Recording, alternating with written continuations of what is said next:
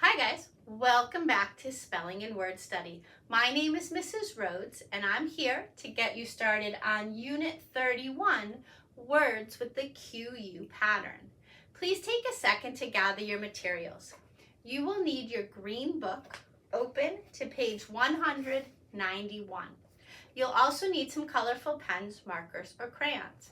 Remember, whatever I mark on my board, you should be marking on your page. Please save room for a key as well. If at any point I'm moving too fast, please pause the video and catch up. All right, so this week, all of our words contain this QU pattern. Now, you learned about QU way back in kindergarten. You learned that those letters always go together and they make the qu sound. Well, that's going to be the case in 3 of our words this week. But you'll notice that the rest of our words use QU and sometimes QUE to make a k sound. All of our words this week came to us from French. And so some of them still retain their French pronunciation, but others have been anglicized. That means that we have adapted them to sound more English, to follow the patterns that we usually use in our spoken language when we speak English. So I want you to notice that for some of these words, for instance, banquet and bouquet, that same pattern may be pronounced differently, that same chunk, depending on whether it's still being pronounced in the French way or if it's morphed into more of an English anglicized pronunciation. Let's start by reading our list. Please repeat after me. Acquaintance, antique, banquet, bouquet, boutique, clique, conquer, critique, croquet, delinquent, etiquette, grotesque, mosque, oblique, opaque, picturesque, plaque, technique, tourniquet, unique. All right, let's start by, here's my paper. Let's start by finding those 3 words that use QU to make a qu sound. We see that right here in acquaintance. We see it again in banquet. And we see it a 3rd time in delinquent. In those 3 words, that QU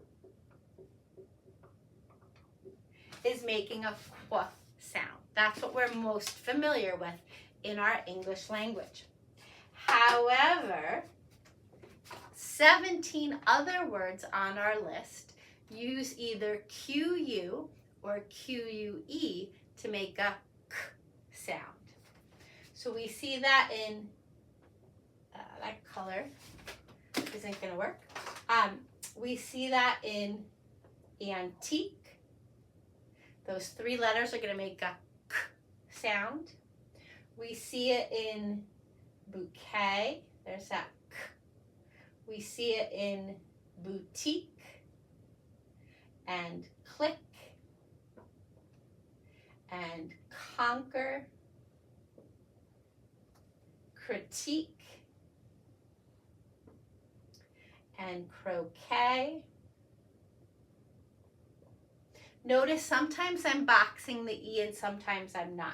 If the E is only at the end of the word, then we're combining it with the k.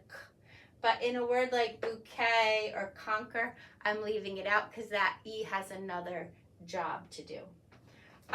Etiquette, there's that k. Grotesque, there's that k. Mosque, oblique,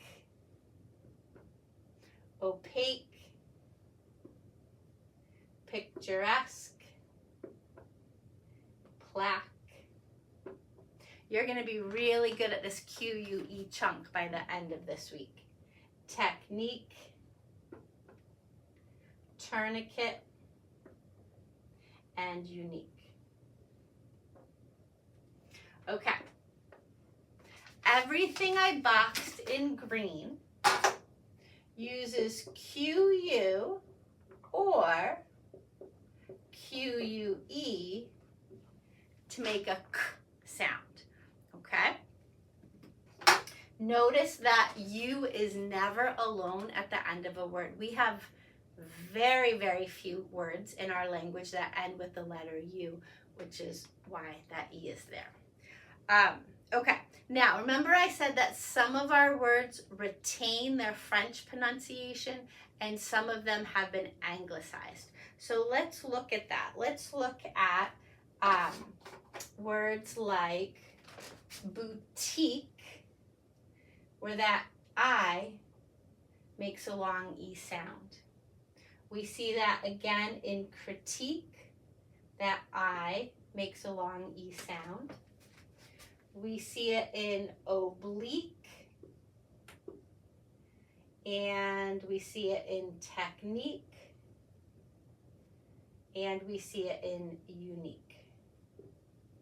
So in anything I just underlined, those words contain an I, but it's going to make a long E sound. So that IQUE chunk is going to be pronounced eek. However, if you look at this word, clique, notice that I has a short I sound, okay? That has become anglicized. So here, the I makes an I sound, a short I sound, okay? So we have boutique, critique, oblique, clique. All right? Okay, now that happens again with another very common French ending, this ET. In a word like bouquet, the ET is going to make a long A sound. We're going to see that again in croquet. ET makes a long A sound. That's it, I believe. So anything I just underlined in blue uses ET to make a long A sound. That is the French pronunciation. However, the ET in banquet has a different sound. We actually hear the T, and the E takes on more of a schwa sound. So it says ut, right? Banquet. There's an sound there. We see that again, tourniquet. There's a schwa sound. So anything I just underlined in brown also ends with ET, but instead of making a long A sound, it's going to make a schwa and then a T, an ut sound, okay? All right, so let's go through now and talk about the meanings of some of our words, okay? So an acquaintance, that's a noun. It's a person you meet but you don't know very well, okay? Your mom, your sister, your next door neighbor, they're probably not an acquaintance because you know them really well. But maybe someone down the street who you've only met 3 times while you were riding your bike, that would be an acquaintance. So it would be a person you know a little. Okay? Sometimes when we shake hands, we say, nice to meet, to make your acquaintance, right? An antique is a very old thing. And often it's valuable. There's a TV show called The Antique Roadshow. There are antique shops. There are people who love to visit antique shops because they're looking for things that are really old and possibly valuable. It could be an antique lamp. It could be an antique piece of furniture. It could be an antique piece of jewelry, but it's something that's very old and possibly valuable. A banquet is a feast. Sometimes at the end of a season, a soccer team or a softball team might have an awards banquet, and they might have food and they might have awards, maybe a video slideshow. That would all be part of the banquet. A bouquet is a bunch of flowers. Okay, so if it's your mom's birthday, you might hand her a bouquet of flowers. Maybe you bought it at the store, or maybe you went out and picked a bunch of flowers and put them together into a bunch. A boutique is also a noun. It's a small shop. Lots of vacation towns or like seaside towns have boutiques where people go just because it's fun to shop. They might have cute ladies' clothing. They might have toys.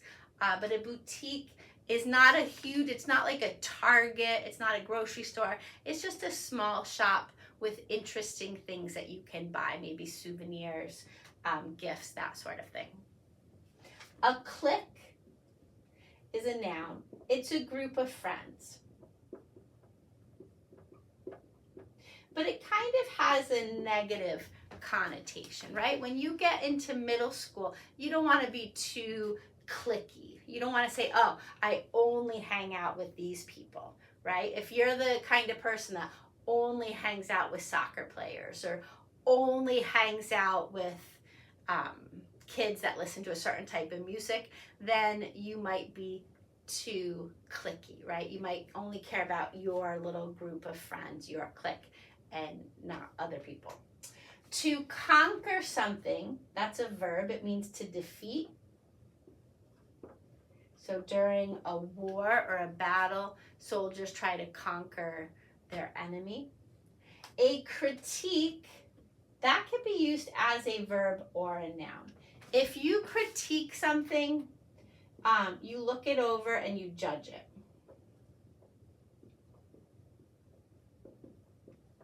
You look it over and judge it. So maybe you have to write an essay for school and you say to your dad, hey, can you just look this over and tell me if it makes sense? Your dad's going to critique it. He's going to look it over and say, ooh, I like how you put in this description. Maybe you could add a little more detail down here. Okay, he is critiquing your work. Croquet is a game. It's a lawn game. Maybe you've played it before. People have mallets and these hard, colorful balls, and they're trying to hit the ball through, I think they're called wickets, these little like metal pieces, and you try to hit the ball through it. So that's croquet. Delinquent can be used as a noun if you're talking about a delinquent, like a juvenile delinquent, which would be like a kid that keeps getting in trouble with the law. But it can also be used as an adjective because it can mean late. So your parents need to pay their bills every month. And if they're delinquent, they might get charged some fees. So if my credit card bill is due on July 10th and I don't send my payment until July 13th, I'm going to get some charges because my payment is delinquent. It's too late. It's overdue, I guess is another way to say it. Etiquette is a noun. When we talk about etiquette, we talk about the rules of good behavior. Okay, so if you go to a friend's house and you're eating dinner with their parents, it would be good etiquette to take a little bit of everything to put it on your plate. It would not be good etiquette to spit out the food and say, ew, that's gross. That would be poor etiquette. Saying thank you for the meal, offering to clear your plate, that would be good etiquette. So they're just the rules of good manners, really. Grotesque is an adjective. It kind of means like ugly and bizarre. Sometimes if you watch a movie, maybe the bad guy, the villain, the monster, like maybe they're grotesque. Maybe they just, whoever designed them made them really ugly by giving them like crazy ears or like a, mouth, like a bloody mouth or something. Anything like that that just doesn't look normal would be grotesque. A mosque is a place of worship. It's a place where Muslim people go to pray. So Muslim place of worship. So Christian people pray in a church. Jewish people pray in a temple or a synagogue. And then Muslim people can pray in a mosque. Oblique is a describing word. Oblique means at an angle or slanted. Diagonal, okay? So if something's oblique, it's not going horizontally or vertically. It might be kind of shooting off at an angle. Opaque is another adjective. If something's opaque, it's not see-through.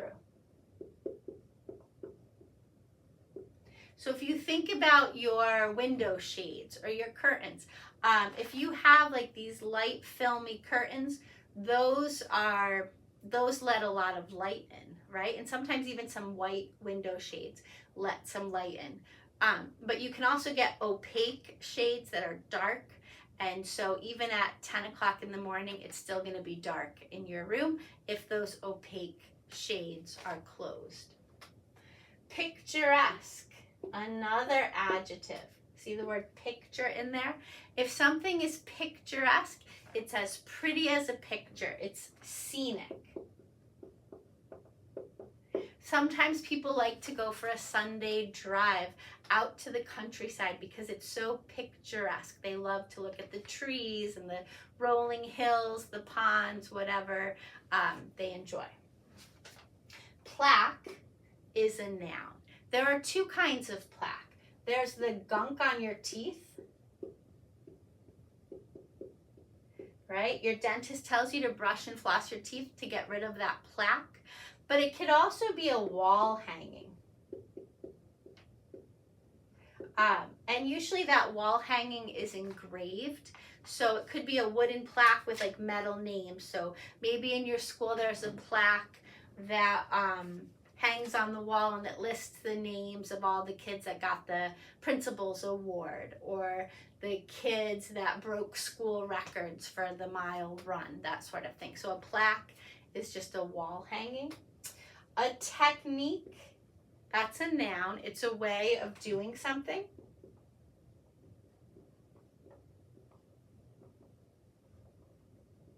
A way of doing something. So when you were little, your parents or your grandparents, maybe your older sibling, taught you how to tie your shoes. Now there are a few different techniques. Some people do the bunny ear technique. Other people do a different technique. So your technique is just your way of doing things. Maybe your parents have a special technique for loading the dishwasher. They like the dishes here and the bowls here and the cups up on top. That is their technique, their way of loading the dishwasher. A tourniquet is a noun. It's something that stops the flow of blood. So I'm going to write blood stopper. You can see right here, it kind of looks like turn because that's the French.